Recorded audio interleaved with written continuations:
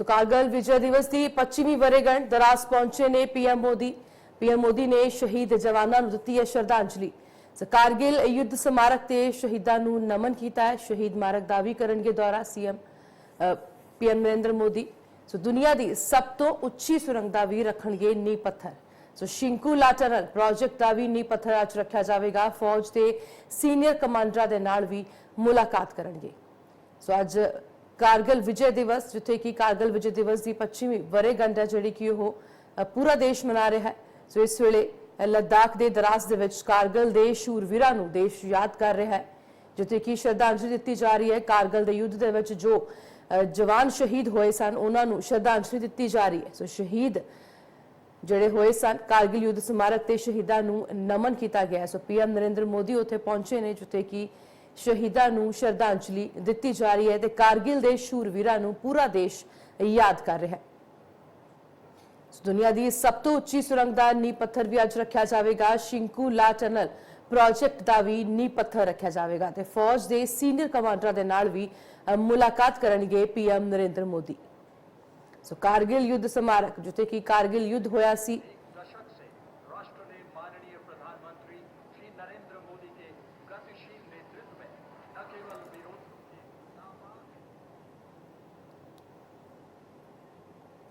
कारगिल के शूरवीरां नूं देश अज याद कर रहे हैं। अज कारगिल विजय दिवस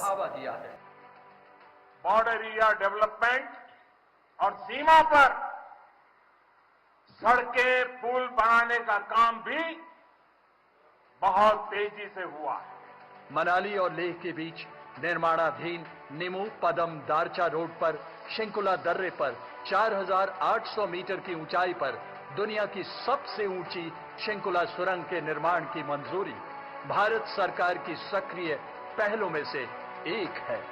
सीमा सड़क संगठन को इस महत्वाकांक्षी परियोजना के कार्यान्वयन की जिम्मेदारी सौंपी गई है।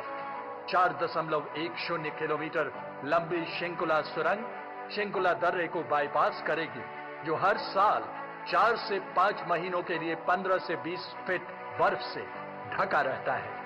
ये सुरंग ट्विन ट्यूब होगी तथा इसमें हर 500 मीटर पर क्रॉस पैसेज उपलब्ध कराए जाएंगे। इस सुरंग के निर्माण से 4 किलोमीटर यात्रा की दूरी और 30 मिनट की समय में कमी आएगी। आज शिंकुला टनल का निर्माण कार्य माननीय प्रधानमंत्री श्री नरेंद्र मोदी जी के कर कमलों द्वारा प्रथम विस्फोट के साथ शुरू किया जाएगा। अपने रणनीतिक सैन्य महत्व के अलावा यह सुरंग लद्दाख को हर मौसम में कनेक्टिविटी प्रदान करेगी और हिमाचल प्रदेश तथा लद्दाख में सामाजिक और आर्थिक विकास को बढ़ावा देगी। शिंकुला सुरंग का निर्माण भारत के माननीय प्रधानमंत्री श्री नरेंद्र मोदी के विकसित भारत और आत्मनिर्भर भारत के सपने को साकार करने की दिशा में एक बड़ा कदम होगा। यहाँ उपस्थित सभी अतिथिगणों को अब मैं वीडियो लिंक के माध्यम से यहाँ से 500 किलोमीटर दूर शिंकुला ले चलती हूँ। आप सभी से अनुरोध है कि आप अपने सामने लगी 2 डेटा स्क्रीन की ओर ध्यान दें, जहां शिंकुला सुरंग का उत्तर पोर्टल दर्शाया जा रहा है, जिसका निकास नीमू की ओर होगा। ये समुद्र तल से 4,800 मीटर की ऊंचाई पर स्थित है और शिंकुला शिखर से 3 किलोमीटर पहले है। अब मैं माननीय प्रधानमंत्री जी से अनुरोध करती हूं कि वे रिमोट के माध्यम से शिलालेख का अनावरण करते हुए प्रथम विस्फोट करने की अनुमति प्रदान करें।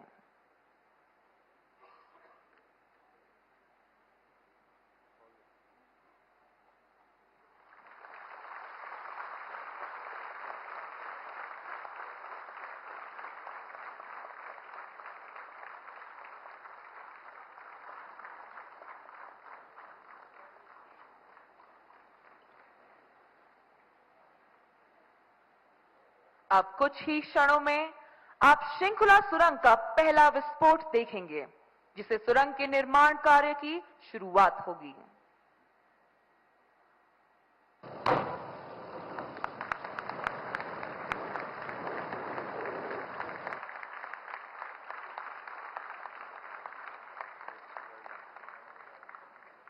प्रधानमंत्री जी, आपके कुशल नेतृत्व में हमारा देश तेजी से प्रगति कर रहा है।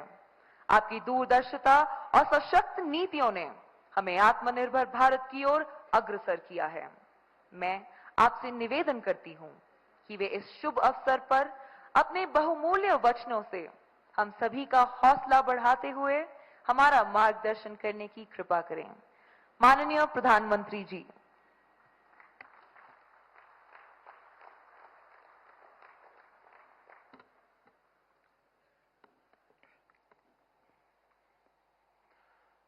भारत माता की, भारत माता की आवाज पहाड़ी के उस पार सुनाई देनी चाहिए। भारत माता की, भारत माता की। लद्दाख के lieutenant governor BD Mishra ji, केंद्रीय मंत्री Sanjay Seth, chief of defence staff general Anil Chauhan, तीनों सेनाओं के सेनाध्यक्ष, करगिल युद्ध के समय सेनाध्यक्ष रहे जनरल वीपी मलिक जी, पूर्व सेनाध्यक्ष जनरल मनेश पांडे जी, वीरता पुरस्कार प्राप्त सेवारत और सेवानिवृत्त सैनिकों, करगिल युद्ध के बहादुर वीरों की माताएं, वीर नारियां और उनके समस्त परिजन, सेना के बहादुर जवानों और मेरे प्रिय देशवासियों,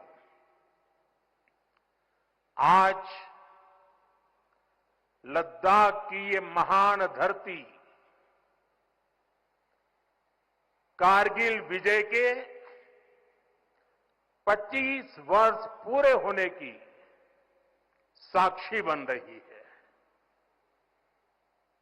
कारगिल विजय दिवस हमें बताता है कि राष्ट्र के लिए दिए गए बलिदान अमर होते हैं। दिन, महीने, वर्ष, सदियां गुजरते हैं, सर्दियां भी गुजरती है, मौसम भी बदलते हैं, लेकिन राष्ट्र की रक्षा के लिए अपनी जान की बाजी लगाने वालों के नाम अमिट रहते हैं। ये देश हमारी सेना के पराक्रमी महानायकों का सदा सर्वदा ऋणी है। ये देश उनके प्रति कृतज्ञ है। साथियों, मेरा सौभाग्य है कि कारगिल युद्ध के समय मैं एक सामान्य देशवासी के रूप में अपने सैनिकों के बीच था। आज जब मैं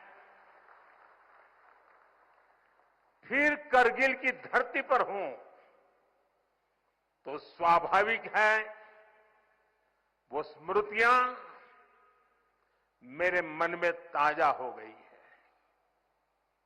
मुझे याद है किस तरह हमारी सेनाओं ने इतनी ऊंचाई पर इतने कठिन युद्ध ऑपरेशन को अंजाम दिया था। मैं देश को विजय दिलाने वाले ऐसे सभी शूरवीरों को आदरपूर्वक प्रणाम करता हूं। मैं इन शहीदों को नमन करता हूं जिन्होंने कारगिल में मातृभूमि की रक्षा के लिए अपना सर्वोच्च बलिदान दिया। साथियों, कारगिल में हमने केवल युद्ध नहीं जीता था, हमने सत्य, संयम और सामर्थ्य का अद्भुत परिचय दिया था। आप जानते हैं, भारत उस समय शांति के लिए प्रयास कर रहा था। बदले में पाकिस्तान ने फिर एक बार अपना अविश्वासी चेहरा दिखाया। लेकिन सत्य के सामने असत्य और आतंक की हार हुई। साथियों, पाकिस्तान ने अतीत में जितने भी दुष्प्रयास किए उसे मुंह की खानी पड़ी है। लेकिन पाकिस्तान ने अपने इतिहास से कुछ नहीं सीखा है। वो आतंकवाद के सहारे, प्रॉक्सी वॉर के सहारे अपने आप को प्रासंगिक बनाए रखने का प्रयास कर रहा है। लेकिन आज जब मैं उस जगह से बोल रहा हूं जहां आतंक के आकाओं को मेरी आवाज सीधे सुनाई पड़ रही है, मैं आतंकवाद के इन सरपरस्तों को कहना चाहता हूं कि उनके नापाक मंसूबे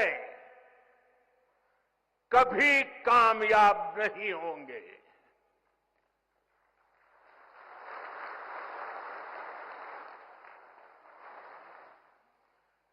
आतंकवाद को हमारे जाबाज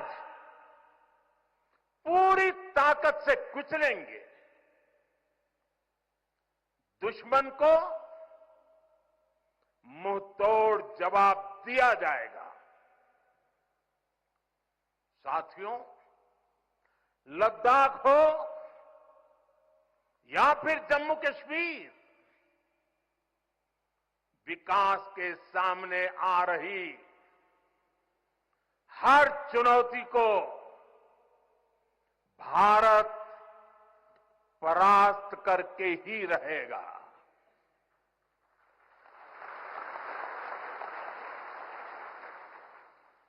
कुछ ही दिन बाद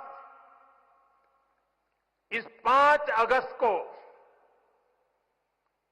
आर्टिकल 370 का अंत हुए 5 वर्ष पूरे होने जा रहा है। जम्मू कश्मीर आज नए भविष्य की बात कर रहा है, बड़े सपनों की बात कर रहा है। जम्मू कश्मीर की पहचान G20 जैसी ग्लोबल समिट की अहम बैठक करने के लिए हो रही है। इंफ्रास्ट्रक्चर डेवलपमेंट के साथ साथ जम्मू कश्मीर, लेह, लद्दाख में टूरिज्म सेक्टर भी तेजी से ग्रो कर रहा है। दशकों बाद कश्मीर में सिनेमा घर खुला है। 3.5 दशक के बाद पहली बार श्रीनगर में ताजिया निकला है।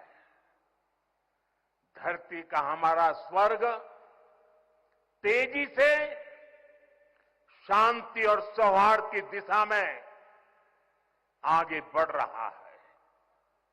साथियों, आज लद्दाख में भी विकास की नई धारा बनी है।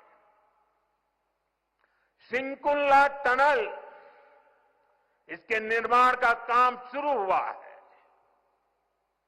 सिंकुल्ला टनल के जरिए लद्दाख पूरे साल हर मौसम में देश से कनेक्टेड रहेगा। ये टनल लद्दाख के विकास और बेहतर भविष्य के लिए नई संभावनाओं का नया रास्ता खोलेगी।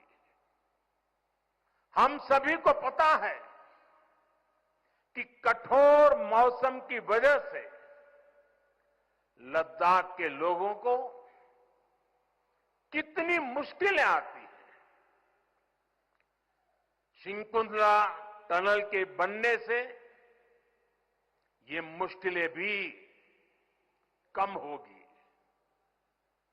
मैं लद्दाख के मेरे भाई बहनों को इस टनल का काम शुरू होने के लिए विशेष बधाई देता हूं।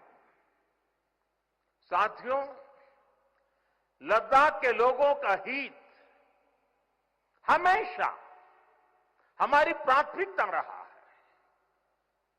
मुझे याद है, कोरोना के समय में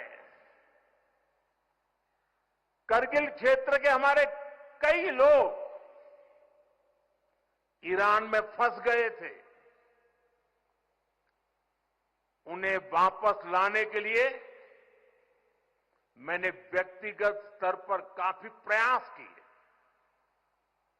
ईरान से लाकर उन्हें जैसलमेर में ठहराया गया था और जब स्वास्थ्य की दृष्टि से पूरी तरह संतोषजनक रिपोर्ट मिले, उसके बाद उन सबको उनके घर तक यहां पहुंचाया था। हमें संतोष है कि हम अनेकों जिंदगियों को बचा पाए। यहां के लोगों की सुविधाएं बढ़े, ईज ऑफ लिविंग बढ़े, इसके लिए भारत सरकार निरंतर प्रयास कर रही है।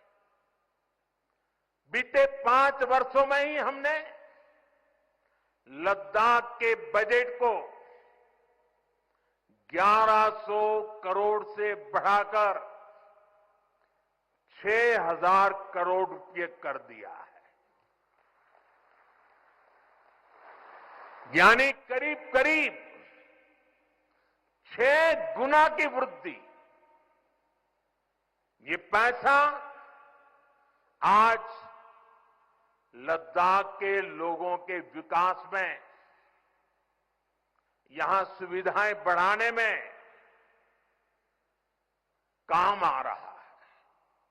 आप देखिए, सड़क, बिजली, पानी, शिक्षा, पावर सप्लाई, रोजगार, लद्दाख में हर दिशा में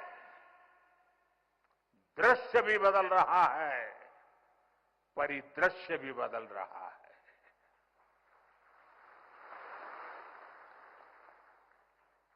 पहली बार यहां होलिस्टिक प्लानिंग के साथ काम हो रहा है। जल जीवन मिशन की वजह से अब लद्दाख के 90% से ज्यादा घरों में पाइप से पीने का पानी पहुंच रहा है। लद्दाख के युवाओं को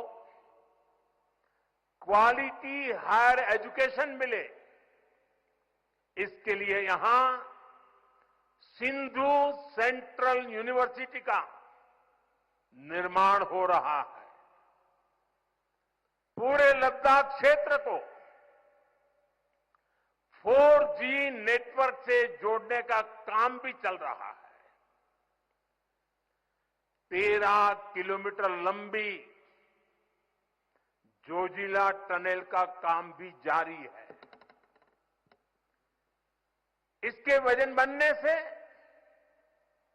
नेशनल हाईवे नंबर 1 पर भी ऑल वेदर कनेक्टिविटी हो जाएगी। साथियों, हमने देश के सीमावर्ती क्षेत्रों में विकास के असाधारण लक्ष्य तय किए हैं। चैलेंजिंग टास्क को अपने हाथों में लिया है। बॉर्डर रोड ऑर्गेनाइजेशन बीआरओ ने ऐसे लक्ष्यों को पूरा करने के लिए अभूतपूर्व गति से काम किया है। बीआरओ ने पिछले 3 साल में ही 330 से ज्यादा इंफ्रास्ट्रक्चर प्रोजेक्ट पूरे किए हैं। इसमें लद्दाख के विकास कार्यों से लेकर पूर्वोत्तर में सेला टनल जैसे प्रोजेक्ट भी शामिल है। मुश्किल टेरेन्स में विकास की एक गति नए भारत की क्षमता और दिशा दोनों दिखाते हैं। साथियों, आज की वैश्विक परिस्थितियां पहले से अलग है। इसलिए हमारी सेनाओं को हथियारों और उपकरणों के साथ साथ कार्यशैली और व्यवस्थाओं में भी आधुनिक होना चाहिए। इसलिए देश दशकों से डिफेंस सेक्टर में बड़े रिफॉर्म्स की जरूरत महसूस करता रहा था। सेना स्वयं वर्षों से इसकी मांग कर रही थी, लेकिन दुर्भाग्य से पहले इसे उतना महत्व नहीं दिया गया। बीते 10 वर्षों में हमने डिफेंस रिफॉर्म्स को रक्षा क्षेत्र की पहली प्राथमिकता बनाया है। इन रिफॉर्म्स के कारण आज हमारी सेनाएं ज्यादा सक्षम हुई हैं, आत्मनिर्भर हो रही है। आज डिफेंस प्रोक्योरमेंट में बड़ी हिस्सेदारी भारतीय डिफेंस इंडस्ट्री को दी जा रही है। डिफेंस में रिसर्च एंड डेवलपमेंट बजट का भी 25% प्राइवेट सेक्टर के लिए रिजर्व किया गया है। ऐसे ही प्रयासों का परिणाम है कि भारत का डिफेंस प्रोडक्शन अब 1.25 लाख करोड़ रुपए से ज्यादा हो चुका है। कभी भारत की गिनती हथियार मंगाने वाले देश के रूप में भी थी। अब भारत एक्सपोर्टर के तौर पर अपनी पहचान बना रहा है।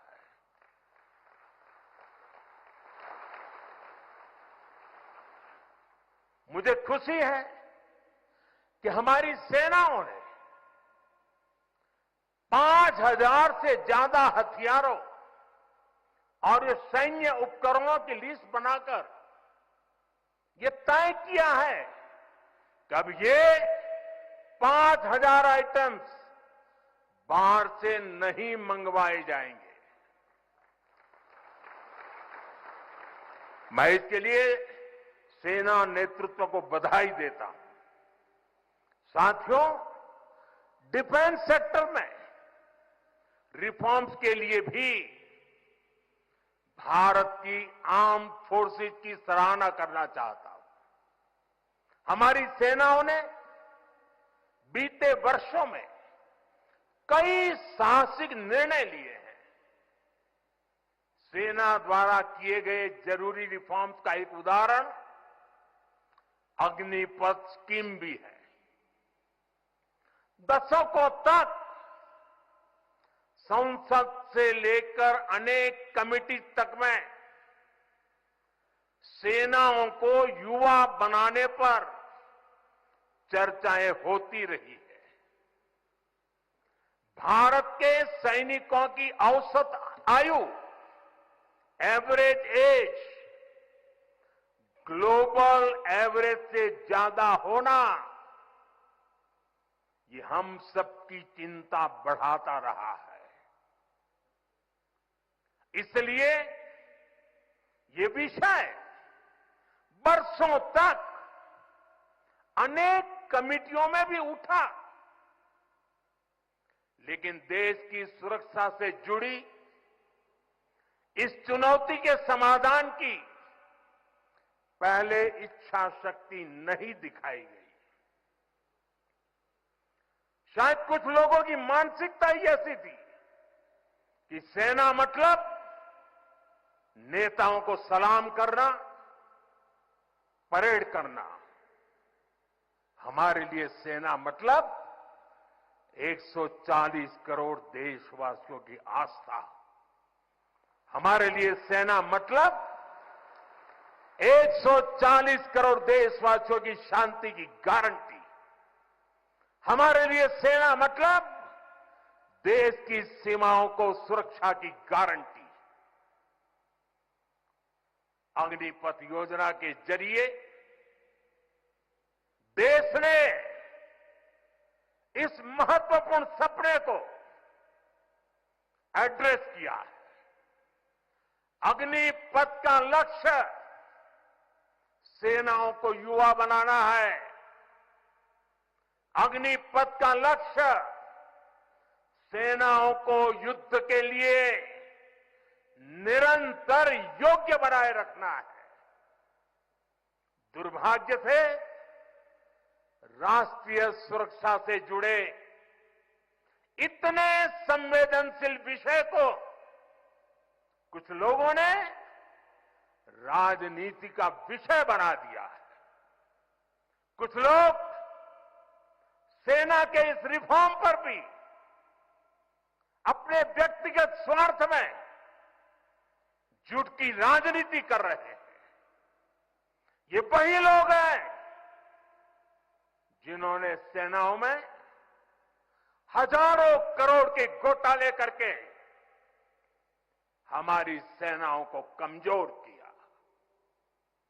ये वही लोग हैं जो चाहते थे कि एयरफोर्स को कभी आधुनिक फाइटर जेट न मिल पाए।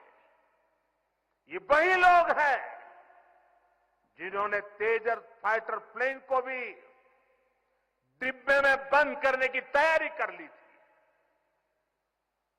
साथियों, सच्चाई ये है कि अग्निपथ योजना से देश की ताकत बढ़ेगी और देश का सामर्थ्यवान युवा भी मातृभूमि की सेवा के लिए आगे आएगा।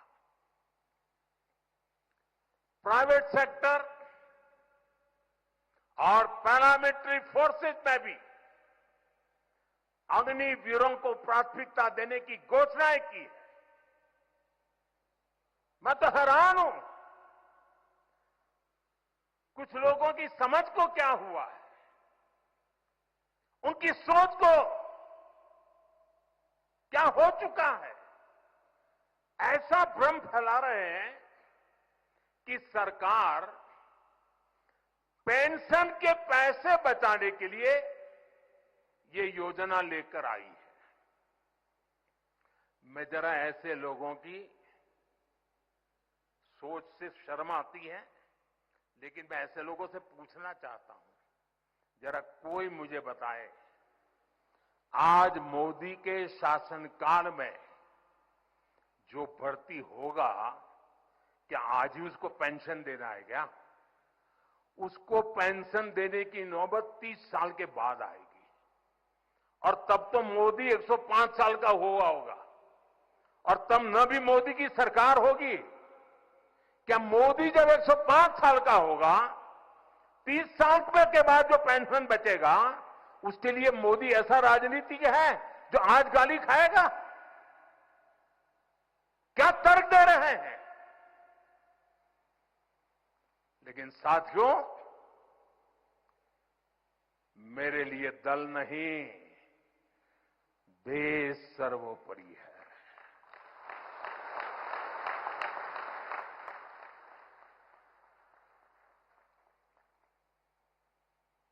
और साथियों, मैं आज गर्व से कहना चाहता हूं, सेनाओं द्वारा लिए गए इस फैसले का हमने सम्मान किया है। और जैसा मैंने पहले कहा,